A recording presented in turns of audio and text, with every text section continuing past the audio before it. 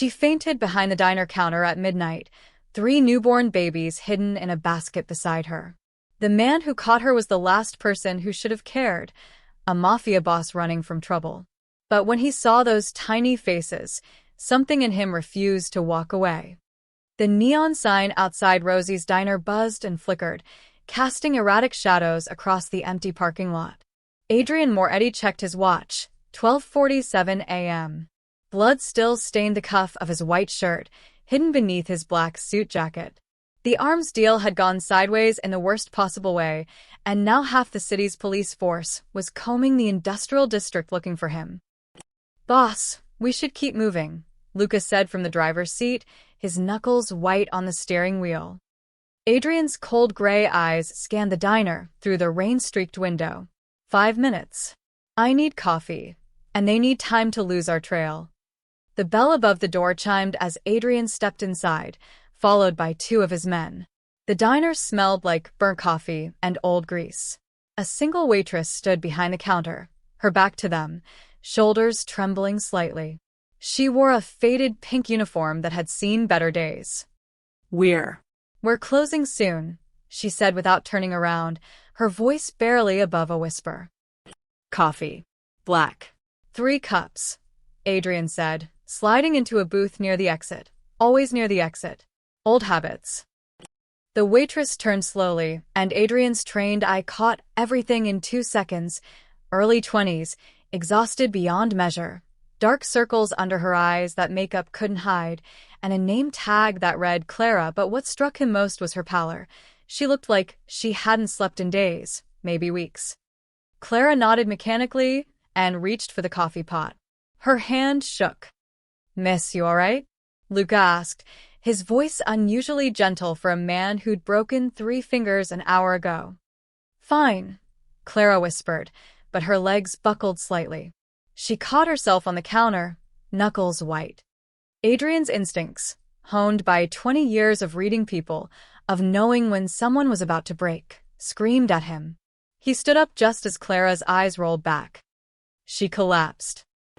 Adrian moved faster than his men, catching her before her head hit the tile floor. "Call Doc Reynolds." Now, he barked at Luca, cradling Clara's unconscious body. She weighed almost nothing, all bones and exhaustion. That's when he heard it. A whimper. Soft mewling. Coming from behind the counter. Marco, his other guard, moved to investigate. "Boss, you need to see this." Adrian gently laid Clara on the floor, his jacket folded under her head, and moved behind the counter. What he saw made him freeze, something that hadn't happened since he'd watched his father die 15 years ago. A wicker basket, the kind someone might use for a picnic. Inside, wrapped in mismatched blankets, 1 pink, 1 blue, 1 yellow, were 3 tiny babies. Newborns. Their faces were red from crying, little fists waving in the air. "Madonna Santa," Marco breathed, crossing himself. Adrian's mind raced. A waitress. 3 newborns. An empty diner at nearly 1 in the morning. This wasn't right. Nothing about this was right. He knelt beside the basket, and one of the babies, wrapped in the blue blanket, stopped crying, staring up at him with unfocused dark eyes. Something twisted in Adrian's chest, an unfamiliar sensation he immediately pushed down. "What do we do, boss?" Luca asked, phone in hand. Adrian looked at Clara's unconscious form, then at the 3 helpless infants, then at his men who'd killed without hesitation, who'd tortured for information, who'd burned buildings to send messages. He made a decision that would have shocked anyone who knew his reputation. "We take them. All of them. Get Doc Reynolds to meet us at the private clinic. No hospitals, no questions, and absolutely no police." "Boss, we can't just..." Did I stutter? Adrian's voice dropped to that dangerous quiet that made grown men flinch. "Get the car. Now." As his men scrambled, Adrian carefully lifted the wicker basket. The babies quieted, as if sensing the change in energy. He looked down at them. 3 little lives, abandoned or hidden in a diner in the middle of the night. Then he looked at Clara, still unconscious, her breathing shallow. Something was very wrong here. And Adrian Moretti had built an empire on his ability to smell trouble before it arrived.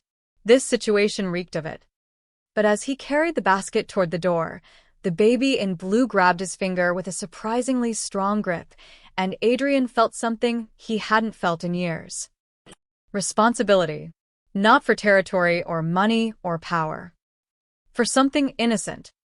Boss, what about the diner? Someone's gonna notice, Marco started. Lock the back door. Leave the front unlocked. Make it look like she stepped out. We were never here.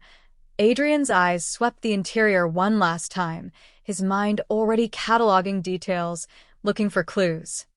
A purse behind the counter, worn, practically empty. A time card showing Clara had worked a double shift. And on the small table in the back corner, barely visible, a baby bottle and a half-eaten sandwich she'd probably been too exhausted to finish.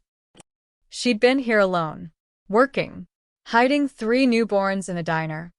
Why? Luca returned, scooping Clara up carefully. Car's ready, boss. As they stepped into the rain, Adrian shielded the basket with his body. The babies had finally gone quiet, trusting in a way that unsettled him. Behind him, Rosie's diner stood dark and empty, its secrets walking out the door in the arms of the city's most dangerous man. Adrian Moretti had survived gang wars, federal investigations, and countless assassination attempts by trusting no one and asking questions later. But as he slid into the back seat, the basket of babies beside him and an unconscious waitress in Luca's arms, he knew one thing with absolute certainty. He'd just stepped into something far more dangerous than any arms deal. He'd stepped into someone else's desperate story. And Adrian Moretti always finished what he started. The private clinic smelled like antiseptic and secrets. Dr. Reynolds, a gray-haired man who'd patched up more bullet wounds than he cared to remember, worked quickly and asked no questions. That's why Adrian paid him a fortune. The girl's severely malnourished and sleep-deprived, Reynolds said, checking Clara's vitals. When did she last eat a proper meal? Sleep more than 2 hours. Adrian stood by the window, watching dawn break over the city. How long until she wakes?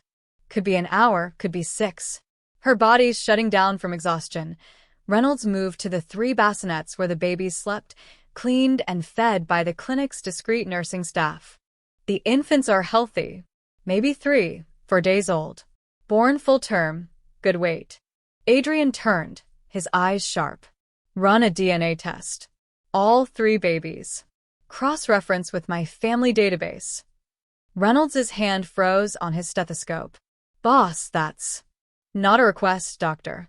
2 hours later, Adrian sat in Reynolds' office, a cup of untouched espresso growing cold. The doctor entered, his face pale, carrying a manila folder.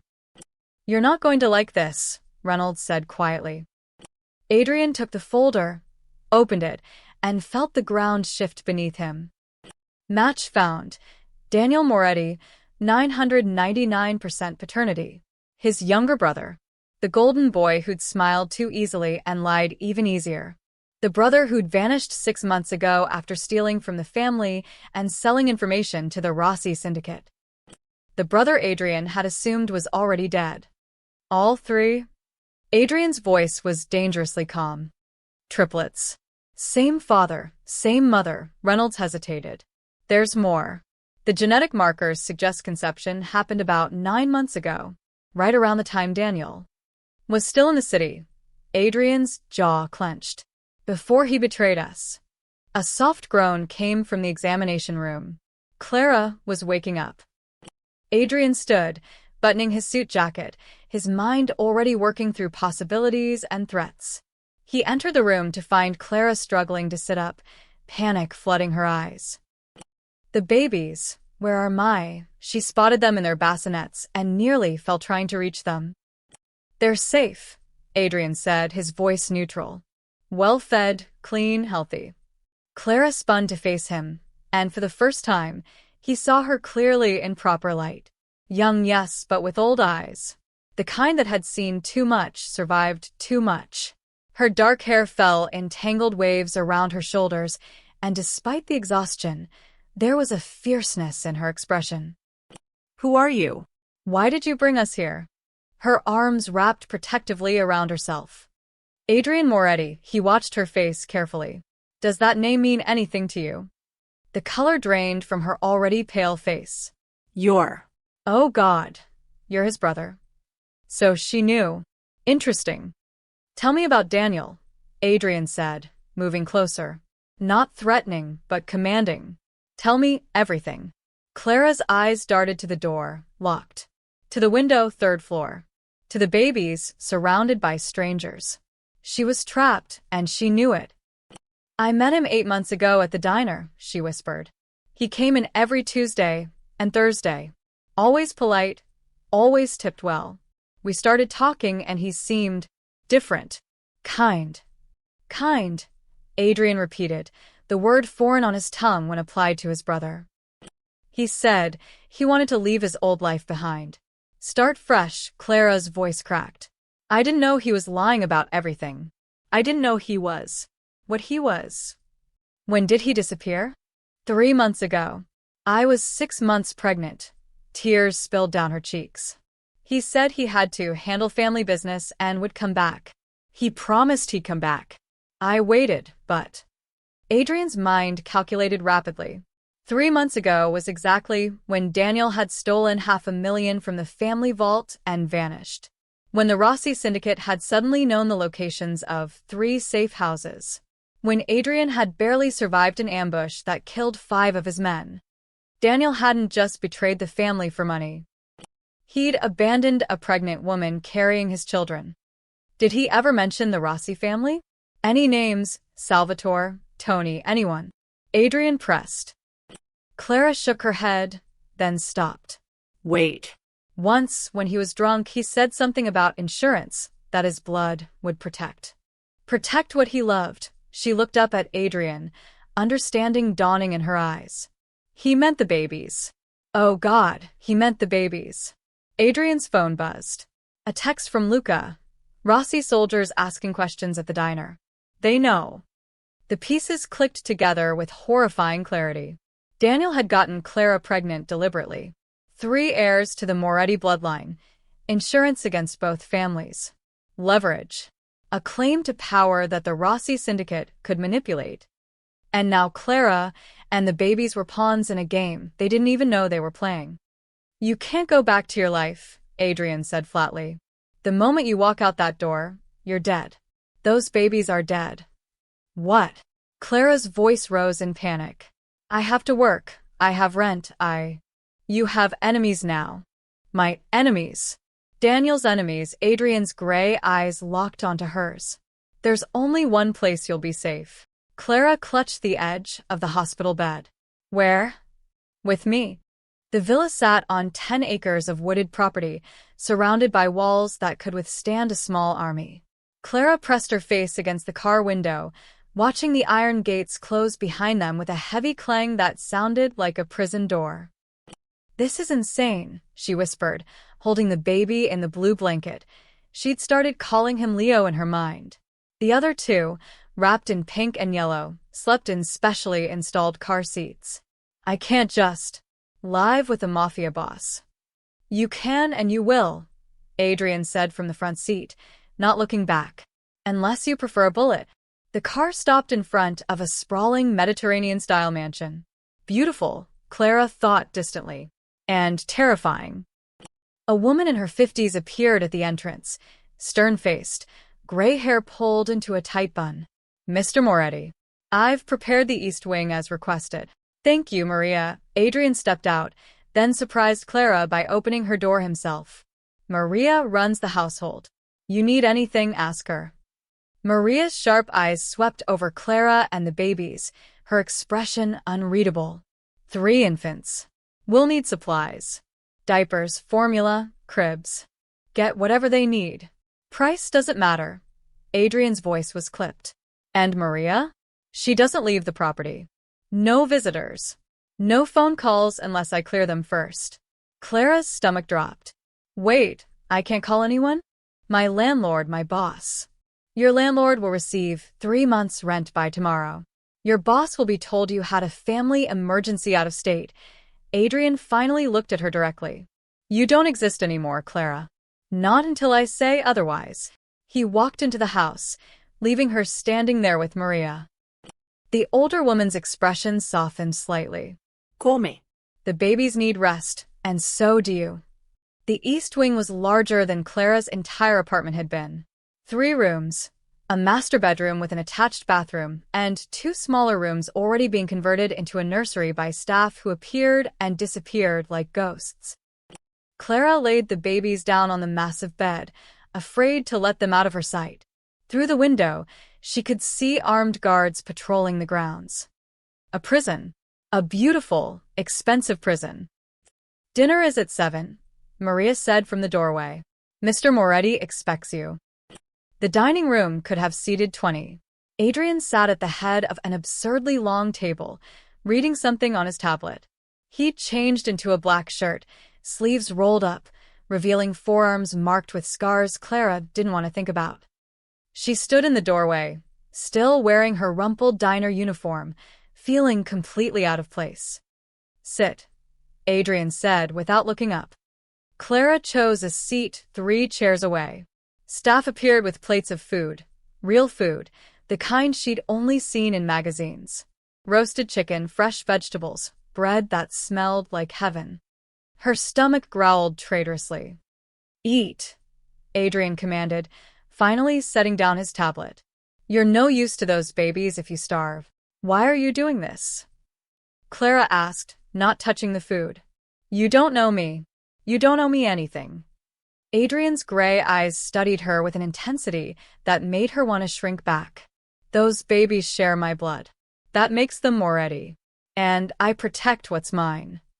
They're not yours, Clara said, sudden anger flaring. They're mine. I carried them, And Daniel's, Adrian interrupted coldly.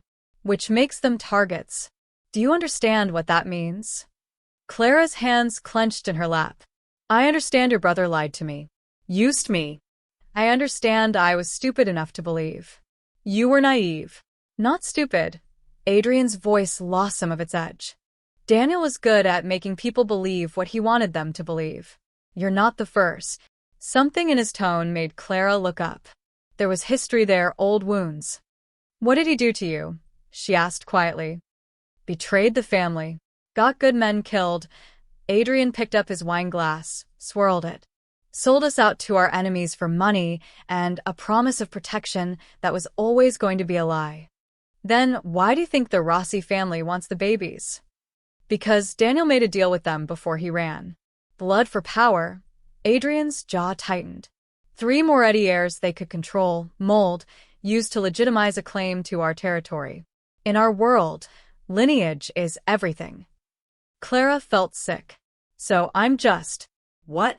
A incubator? And my babies are just pawns. To them, yes, Adrian set down his glass with deliberate care. To me, they're leverage I won't let anyone else have. The honesty was brutal, but Clara appreciated it more than false comfort. How long do I have to stay here? Until it's safe. Could be weeks.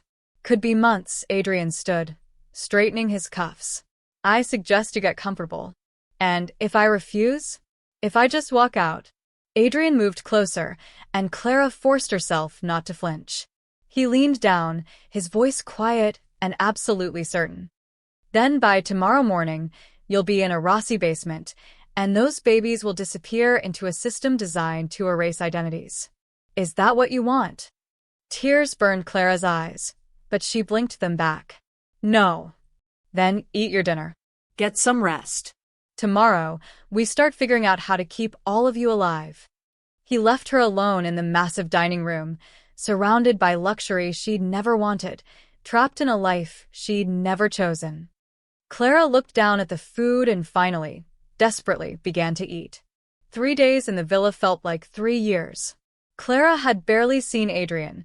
He was always in his study, on the phone, or disappearing in black SUVs with his men. But she felt his presence everywhere, in the guards who watched her window, in Maria's carefully worded questions, in the way staff avoided eye contact.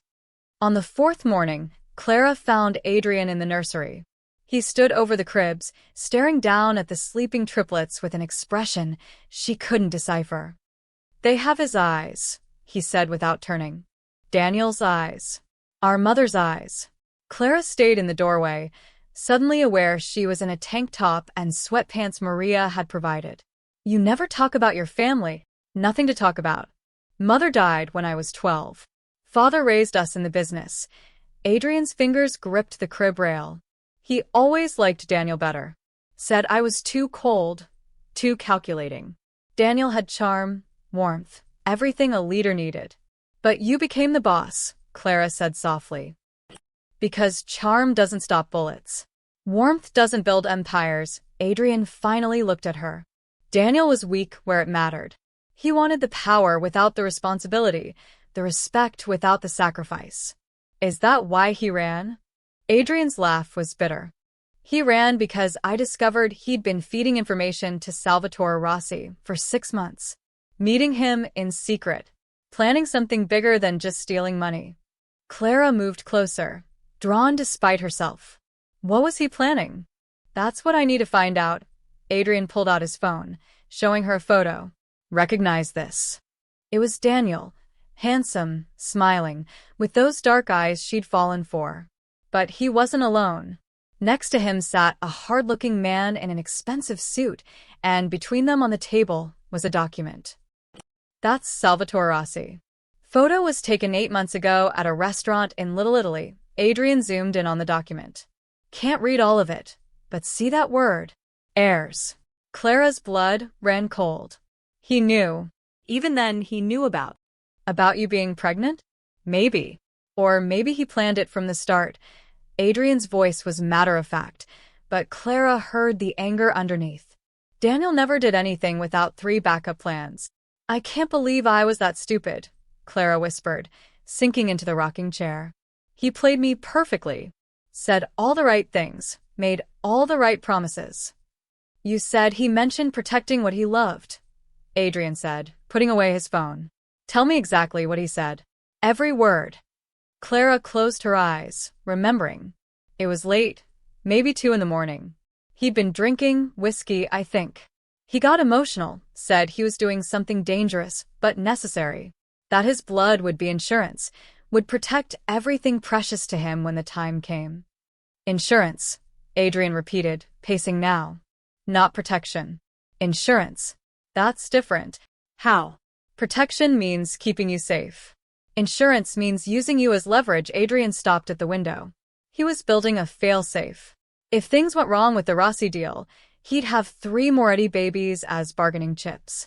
If things went right, he'd have heirs to claim both territories, ours through blood, theirs through alliance. Clara felt nauseous. What kind of person thinks like that about their own children? The kind raised in this world. Adrian turned to face her. "But here's what doesn't make sense. Why disappear? If the babies were his insurance, why abandon you?" Maybe he got scared. Maybe. Daniel doesn't get scared. He gets clever. Adrian's eyes narrowed. Unless something went wrong. Unless the Rossi family double-crossed him first. A knock at the door interrupted them. Luca entered, his face grim. "Boss, we have something. One of our informants saw Daniel 2 weeks ago. In Chicago." Clara gasped. "He's alive." "Very much alive," Luca continued. "And apparently in hiding. Using a fake name, staying in a dumb motel, looking over his shoulder every 5 seconds." Adrian's expression hardened. "So, he's running from someone. From us or from them?" "Both, probably," Luca said. "But here's the interesting part. He's been making calls. Asking about a waitress and 3 babies. Trying to find out if they're safe." Clara stood abruptly. "He's looking for us? After abandoning me for 3 months, he suddenly cares? Or he finally realized his insurance was born and needs to collect," Adrian said darkly. He turned to Luca. "Put word on the street. Controlled leak. Let it slip the babies are here, under my protection." "Boss, that's..." Drawing him out. If Daniel wants his children, he'll have to come to me. Adrian's smile was predatory. And when he does, we'll get answers. Clara felt torn. Part of her wanted to see Daniel, to demand explanations, to scream at him for everything he'd done. Another part never wanted to see him again. What if he brings the Rossi family with him? She asked. Adrian walked to the door, pausing to look back at her. Then we'll be ready. This villa has survived 3 siege attempts. It'll survive a 4th. And me, the babies. We'll be in the safe room, bulletproof and underground, until it's over. His gray eyes softened almost imperceptibly. I told you, Clara. I protect what's mine.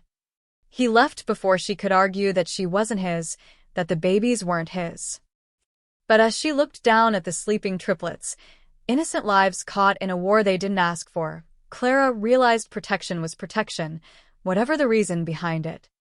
And right now, Adrian Moretti was all that stood between her children and whatever nightmare Daniel had created. The package arrived at dawn. Clara woke to shouting outside her window, guards yelling, doors slamming, the sound of Adrian's voice cutting through the chaos like a blade. She grabbed her robe and ran to the nursery, her heart pounding, checking each crib. All 3 babies slept peacefully, unaware of the danger. Maria appeared in the doorway, her face pale. Stay inside. Lock the door. Don't come out until Mr. Moretti says. What's happening? But Maria was already gone. 20 minutes later, Adrian knocked, a sharp, controlled sound despite whatever rage Clara knew was simmering underneath.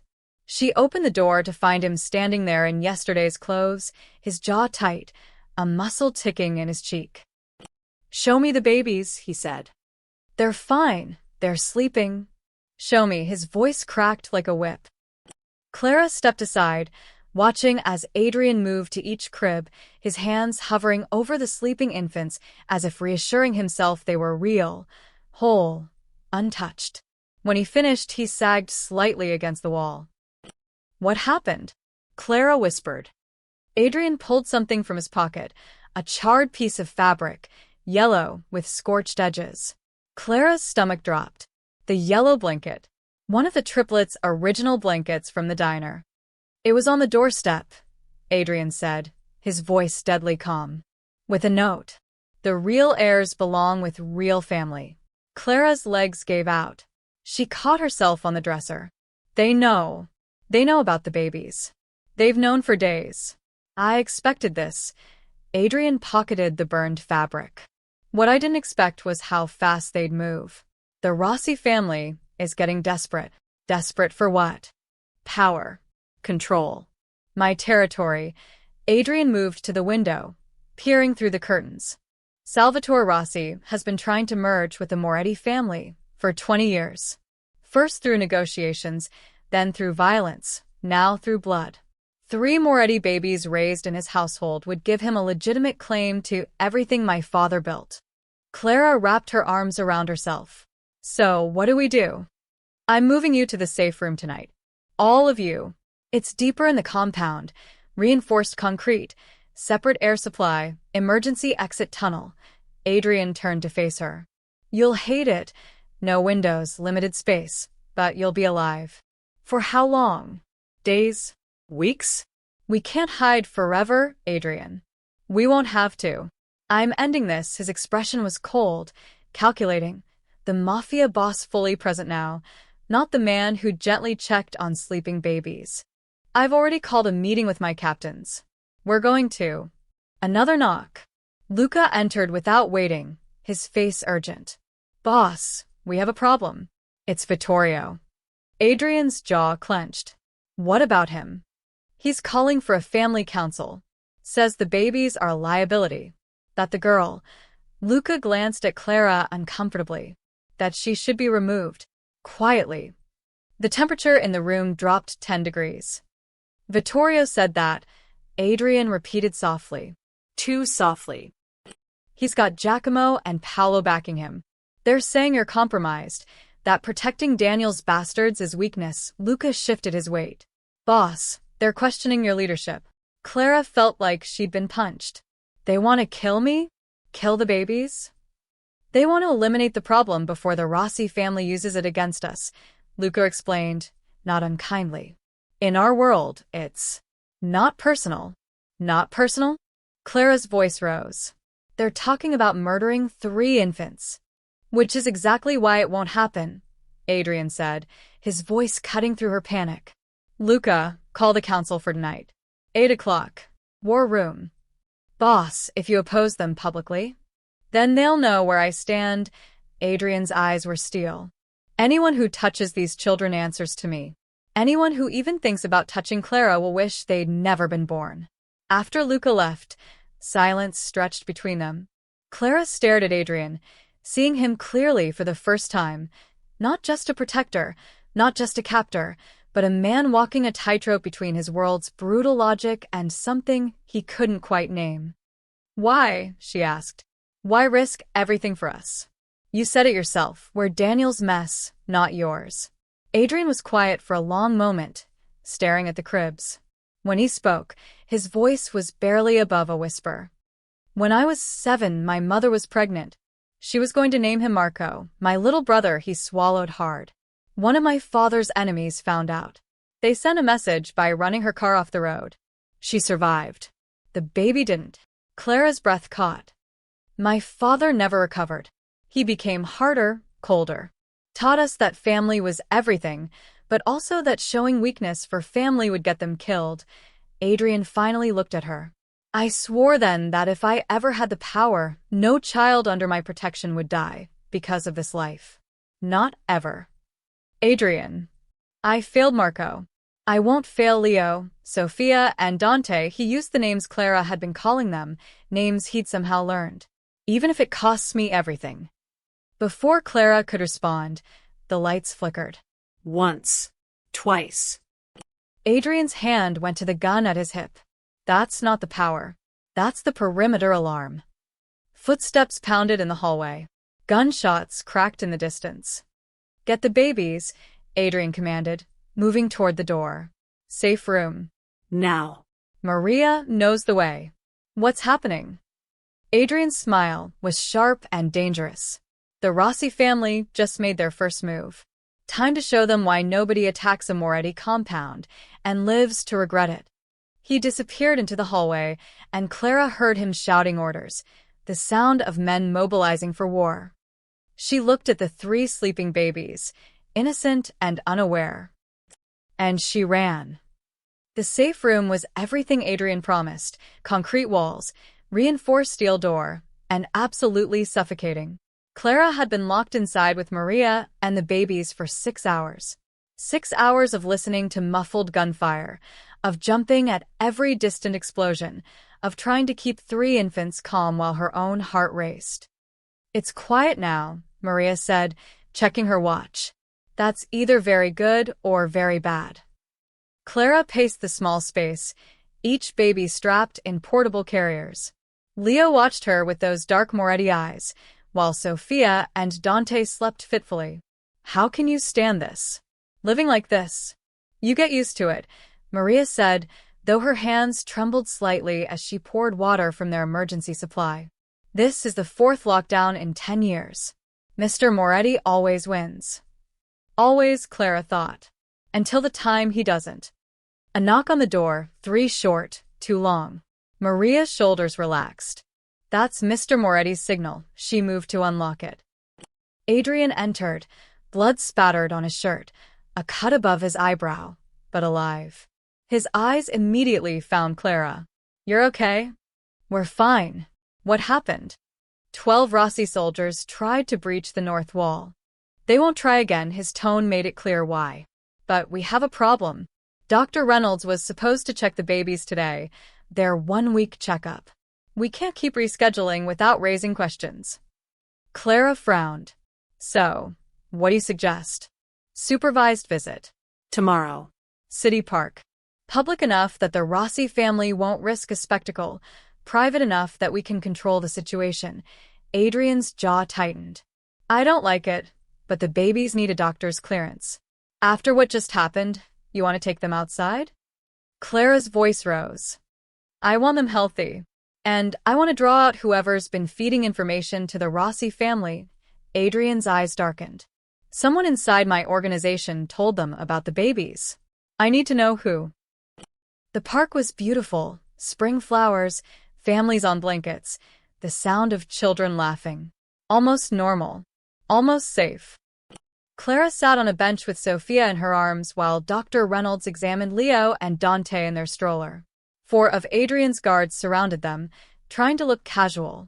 Adrian himself stood 20 feet away on the phone, but his eyes never left the babies. They're thriving, Reynolds said, smiling. Weight gain is perfect, no signs of distress. You're doing an excellent job, Clara. For the first time in days, Clara felt something like pride. I'm trying. More than trying. These little ones are lucky, Reynolds froze, his eyes widening at something over Clara's shoulder. Clara turned. 3 men in maintenance uniforms were moving toward them, walking too purposefully, hands hidden. One of Adrian's guards noticed, reaching for his weapon. Gunfire erupted. The park exploded into chaos, screaming families, people running, guards returning fire. Clara dove behind the bench, clutching Sophia, her body curving protectively over the baby. Reynolds grabbed the stroller, trying to shield Leo and Dante. Clara. Adrian's voice cut through the noise. She looked up to see him sprinting toward her, gun drawn, taking down one attacker with 2 precise shots. A 4th man, where had he come from, lunged for the stroller. Reynolds tried to stop him, but the man pistol-whipped him across the face. The doctor went down hard. No! Clara screamed. The man grabbed the stroller's handle, yanking it. Leo started crying, a piercing wail that cut straight to Clara's soul. She didn't think. She just moved.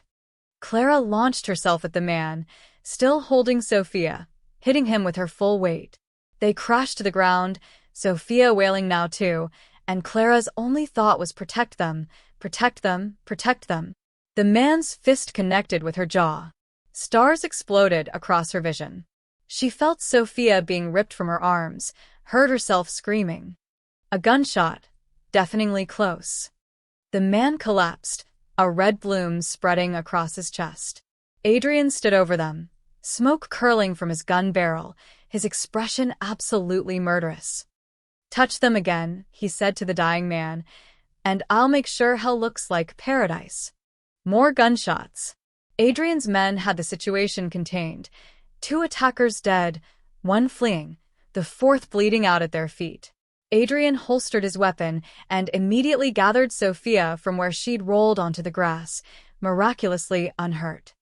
Clara, he knelt beside her, cradling Sophia in one arm while his other hand gently touched Clara's swelling jaw. Look at me. She did. His gray eyes weren't cold anymore. They were blazing with something fierce and protective and utterly genuine. You threw yourself at an armed man, he said, almost in disbelief. You could have been killed. He had my baby, Clara whispered, tasting blood. I wasn't letting him take my baby. Something shifted in Adrian's expression. Respect, maybe. Or recognition, the acknowledgement of a mother's love that transcended fear. I know, he said softly. Then louder, to his men. Get them back to the compound. Now. And find out how the Rossi family knew we'd be here. As they rushed to the cars, Clara holding Leo and Dante while Adrian carried Sophia, she realized something that should have terrified her. She trusted him. This dangerous, violent man who'd killed 3 people in front of her without hesitation, she trusted him to protect her children. Because he'd proven he would die trying. And in the back of the SUV, as Adrian personally strapped each baby into their car seats with unexpected gentleness, Clara understood that she'd just witnessed something the Mafia world would never believe. Adrian Moretti had found something worth more than power. He just didn't know it yet. The abandoned cathedral loomed against the night sky, its stained-glass windows dark and hollow. Adrian stood in the center of the nave, moonlight filtering through broken panes, casting fractured colors across the stone floor.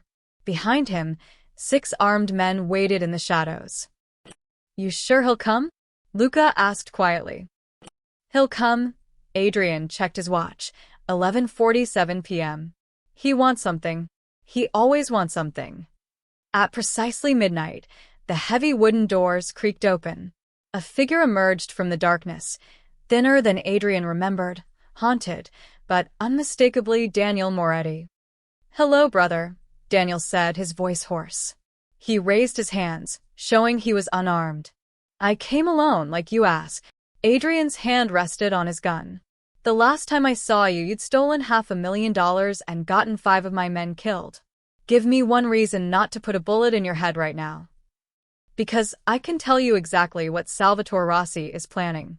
And because—" Daniel's voice cracked. "Because I want to know if my children are safe. Now you care?" Adrian's voice dripped venom. "After abandoning their mother? After setting them up as pawns in your twisted game? I didn't abandon them. I was protecting them." Daniel took a step forward. Adrian's men shifted, weapons rising. Daniel froze.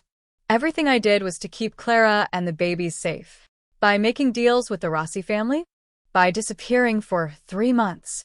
Adrian moved closer, his anger tightly controlled. "Explain." Now. Daniel's shoulders sagged. In the moonlight, he looked 10 years older than his 28 years. "It started 2 years ago. Father told me I'd never be boss, that you were always the chosen one. I was angry, stupid. Salvatore approached me at a casino, said he could help me prove myself. So you betrayed your family for your ego." "I betrayed my family because I was tired of being invisible." Daniel's voice echoed off the vaulted ceiling. "Everything was always about you. Adrian the strategist, Adrian the leader. I was just the charming spare." "Get to Clara," Adrian said coldly. "Get to my nieces and nephew." Daniel flinched at the possessive "my." "I met her by accident. She was real, Adrian, genuine in a way no one in our world ever is. I fell for her, truly fell for her. But by then, I was already deep with Salvatore. And the pregnancy was real, unplanned. When I found out," Daniel's hands shook. "I panicked. I knew Salvatore would see them as leverage. So I made a deal. I'd give him information, access to our supply routes, in exchange for a guarantee that Clara and the babies would never be touched." Adrian laughed bitterly. "You actually believed him?" "I wanted to believe him. But 3 months ago, I overheard Salvatore talking to his captains. They were planning to take the babies the moment they were born, raise them as Rossi soldiers, use them to claim Moretti territory." Daniel's voice broke. "I tried to warn Clara, but Salvatore's men were already watching her. I couldn't go near her without putting a target on her back." "So you ran," Adrian said. "Like a coward." "I ran to protect them. If Salvatore thought I didn't care about Clara or the babies, he'd have no reason to use them against me." Tears streamed down Daniel's face. "I've been hiding in Chicago, trying to find proof of his plan, something I could use to—" "To what? Trade? Negotiate?" Adrian's voice turned to ice. "You don't have leverage anymore, Daniel. Those children are under my protection now. Clara is under my roof. You gave up any claim when you disappeared. They're my children, Adrian. My blood. Blood you were willing to gamble with." Adrian pulled out his phone, showing Daniel a photo. Clara asleep in a chair, all 3 babies nestled against her, safe and fed and loved. "She thinks you used her. That you never cared." Daniel stared at the photo, fresh tears falling. "I love her. I love them. Everything I did. Everything you did was selfish." Adrian pocketed the phone. "You wanted to play both sides, be the hero in your own story. But the only thing you accomplished was putting innocent lives at risk. What are you going to do?" Daniel whispered. "Kill me?" Adrian studied his brother, the golden boy who'd fallen so far. Part of him wanted to pull the trigger, to eliminate the threat, to erase this failure of Moretti blood. But another part, the part that had spent a week watching Clara sing to babies who looked like his mother, hesitated. "I should," Adrian said finally. "But I won't. Not yet."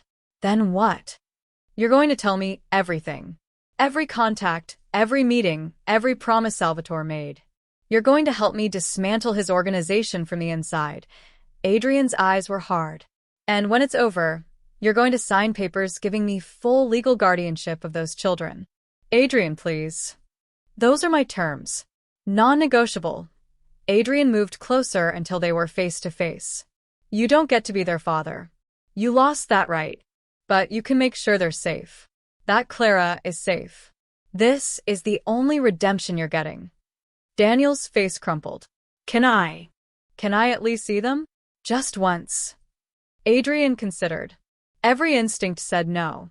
But he thought of Clara, of her right to know the truth, to face the man who'd hurt her. One meeting. Supervised. At the compound, Adrian's voice held a warning. You say anything to upset Clara, you make one wrong move toward those babies, and brother or not, you're dead. Understood? Daniel nodded, broken. Understood. Good. Adrian turned to Luca. Take him to the safe house. Get everything he knows about Rossi's operation. We move in 48 hours. As Daniel was led away, he called back. Adrian? Thank you for protecting them. Adrian didn't turn around. I'm not doing it for you. Alone in the cathedral, Adrian stared up at the broken windows, at the fractured light that never quite made whole pictures. He'd spent his life protecting the Moretti Empire. Now he was protecting something far more fragile. And God help anyone who tried to take it from him. The war lasted 3 days. Adrian's men, armed with Daniel's intelligence, struck 12 Rossi locations simultaneously: safe houses, money laundering operations, weapon caches. Salvatore Rossi himself was arrested by federal agents after anonymous tips revealed his involvement in international arms trafficking. The remaining Rossi captains scattered like roaches when the lights came on. By the third night, it was over.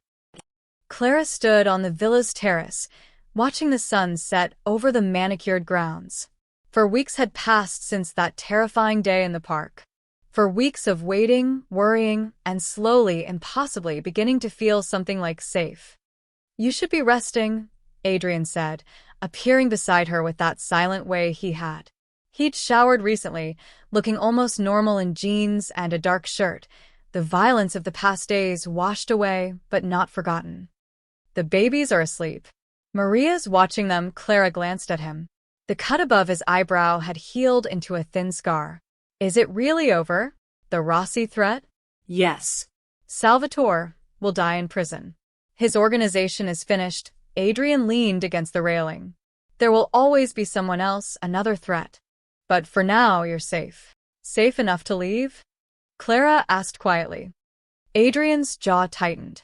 Is that what you want? Clara didn't answer immediately. A month ago, the answer would have been a desperate yes. Now, watching the gardens where she'd started taking the babies for fresh air, thinking of Maria's gentle guidance and the secure walls that had become less like a prison and more like a sanctuary, she didn't know. Daniel wants to see them, Adrian said, changing the subject. He's been asking every day. I've been putting him off, but he looked at her. It's your decision. Your choice if he gets to meet his children. Clara's hands clenched the railing. What do you think I should do? I think he's a coward who doesn't deserve them. But I also think... Adrian paused, choosing his words carefully. I think you deserve closure. And maybe, someday, those children will have questions about their father. Would you be there? During the meeting? I wouldn't let you face him alone. Adrian's voice held a promise. And Clara? He's signed the guardianship papers. Legally, I'm their guardian now. He can't take them, can't claim them. All he can do is ask for your forgiveness. Tears stung Clara's eyes. I don't know if I can forgive him. Then don't. You don't owe him anything. Adrian's hand covered hers on the railing, warm, solid, real. But you're stronger than you know. Strong enough to throw yourself at a gunman. Strong enough to survive this life for a month without breaking. Whatever you decide about Daniel, you'll be okay. Clara looked at their hands, his scarred and deadly, hers small and trembling, and realized when they'd started touching like this. Small moments, Adrian handing her a bottle, their fingers brushing. Him adjusting a blanket over Sophia, his arm grazing Clara's shoulder. The accidental intimacy of two people orbiting the same three tiny lives. I'll see him, Clara decided. Once. Then I want him gone. Adrian nodded. Tomorrow, then. I'll arrange it. Daniel's meeting with his children lasted 15 minutes. He cried when he held them, whispered apologies Clara couldn't hear, and looked at her with such desperate longing she almost felt pity. Almost. I'm sorry, Daniel said as Adrian's men prepared to take him away, to a new identity, a new life far from the Mafia world. Part of his deal. For everything. I know you'll never forgive me, but Clara, thank you for keeping them safe. I didn't keep them safe, Clara said coldly. He did, she nodded toward Adrian, who stood silently by the door. Your brother did what you couldn't. Daniel left without another word. 3 weeks later, Clara found Adrian in the nursery at 2 a.m. He'd been there more often lately, particularly with Leo, who had trouble sleeping. The baby was cradled against Adrian's chest, finally quiet, while Adrian read from a book in Italian. Old fairy tales, Maria had explained. You're good with them, Clara said softly from the doorway. Adrian looked up, not embarrassed to be caught. They're easy. They don't lie, don't betray. They just need. And you like being needed. I like protecting them. Adrian stood carefully, placing Leo in his crib. I like knowing they're safe because of me, not to spite me. Clara moved into the room, checking on Sophia and Dante. Maria says the East Wing is officially mine now. That you've redecorated. You've been sleeping in a guest room for 2 months. You needed a real home. Adrian's voice was gruff. For however long you stay. What if I wanted to stay? Clara asked, the question surprising even herself. Not because I'm trapped, but because I chose to. Adrian went very still. Why would you choose this? This life, this danger? Because this life has you in it, Clara said, the truth spilling out. You, who've protected 3 children who aren't even yours. You, who've given me safety when I had nothing. You, who read Italian fairy tales at 2 a.m. to a baby who can't even understand them yet. Clara. I'm not asking for promises, she interrupted. I'm not asking for love or some fairy tale ending. I'm just saying, I'd like to stay. Build something here. Let the babies grow up knowing they're protected, wanted. Adrian crossed the space between them in 2 strides, his hands cupping her face with surprising gentleness. You think I don't love you? That I haven't fallen for the woman who fought a gunman with a baby in her arms? Who survived my world without losing her softness? Clara's breath caught. Adrian. I'm not good at this. At feelings, at family, at anything that isn't strategy and violence. His thumb brushed her cheek. But these past 2 months, watching you with them, watching you bloom instead of break. Clara, you've become everything I didn't know I needed. He kissed her then, soft and careful, like she was something precious, like she was worth more than empires. When they pulled apart, Leo started fussing. They both laughed, the moment breaking into something real and domestic and perfect. So, we're doing this? Clara asked, picking up Leo. Building a family in a Mafia compound. Adrian gathered Sophia, who'd woken sympathetically. We're doing this. Unconventional, dangerous, probably insane, but ours. Through the nursery window, dawn broke over the villa grounds. Guards still patrolled. Walls still stood high.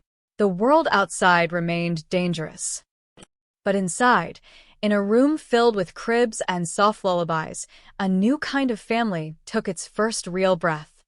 A Mafia boss who'd learned that true power was protecting what you loved. A waitress who discovered she was stronger than any fear. And 3 babies who'd never know how close they'd come to being pawns, because they'd be raised as something better. They'd be raised as loved. The end.